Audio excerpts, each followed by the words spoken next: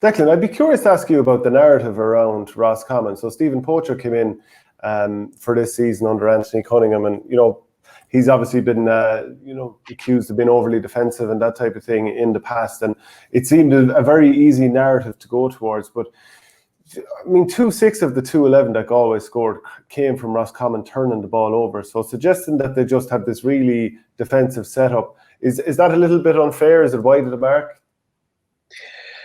I haven't seen much of Roscommon this year, so I couldn't make the definitive judge on it. But I think sometimes that there's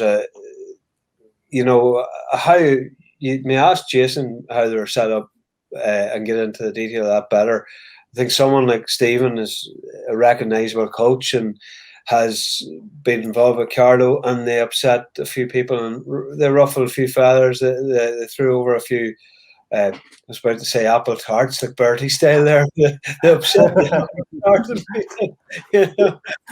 But the point is, then you get labelled with this. Oh, he's just a defensive coach. There's other teams that he's been involved in that.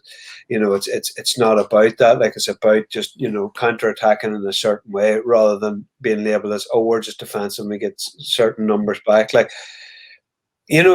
So many of us I'm not saying I'm anyway got any level of expertise, but I have enough conversations with people to know that sometimes, say for example, I opened up the boot or the bonnet of my car and I was looking at the engine. I'm looking at it, I'm saying, oh yeah, the car's not going. Something wrong with the engine, but I don't have a clue because I'm not a mechanic and I have no interest in that side of it.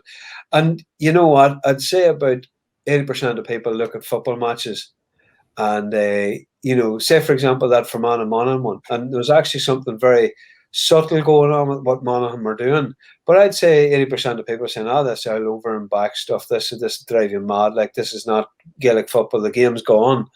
Yeah, there's a deeper understanding, but sometimes it, the sound bites get a wee bit more traction than actually, okay, right, here's actually an explanation of what's going on here, because sometimes that's just boring. Yeah, Jason, was it wide of the mark? Were they overly defensive? Do you think that they got the best out of the team? The first thing I have to say is that Galway were very defensive as well when they didn't have the ball. Before the first water break, Galway were dominant in possession, and Roscommon just did everyone behind the ball. And the first water break, see here, was on 19 minutes, and the score at that stage was 2 points each.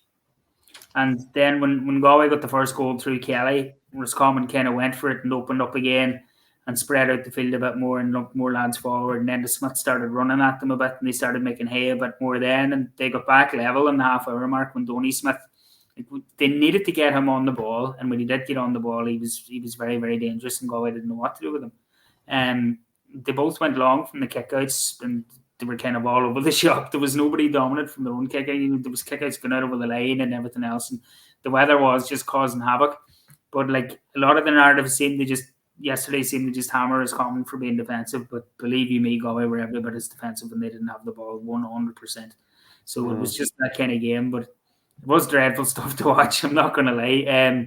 But flashes of brilliance from those lads, like I said, Kelly and Tierney for Galway, and Smith and Donny when they got on it for Roscommon. But they just didn't have the quality. Coming towards, especially in the second half. I think they only scored a point.